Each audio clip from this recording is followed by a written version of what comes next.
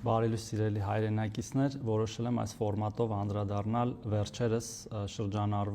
հատուկ շրջանառվող ստերին, որոնք վերաբերում են մեր ոլորտին, եւ այսօր կանդրադառնամ կենսաթոշակային ոլորտի մի ստի։ Սուտը կայանում է հետեւյալում, որ որոշ շրջանակներ հատուկ հիբրիդային այսպիսի հարձակումների պայմաններում, երբ փորձում են վախ եւ տագնապ տարածել մեր ժողովրդի մեջ, պնդում են, որ մենք բարձրացնելու ենք կենսաթոշակային տարիքը եւ մեջ են բերում վարչապետ Նիկոլ Փաշինյանի խոսքերը ազգային ժողովից, թե ինչ տարիք է 63 կամ 65-ը, մարդ կարող է այդ տարիքում աշխատել, ձեռնարկատիրական գործունեությամբ զբաղվել, պրոդուկտ ստեղծել, ինչը իրոք այդպես է, որովհետեւ ժամանակակից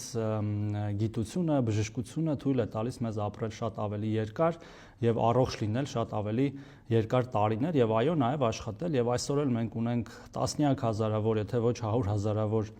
քաղաքացիներ, որոնք որ այդ տարիքում աշխատում են, երջանիկ են իրենց աշխատանքով եւ շարունակելու են իրենց աշխատանքը դեռ երկար տարիներ, բոլորին առողջություն եմ մաղթում իդեպ։ Եվ պաշտոնապես հայտարարում եմ, որ նման բան չկա, մենք չենք պատրաստվում բարձրացնել կենսաթոշակային տարիքը։ Սա լկտի սուտ է,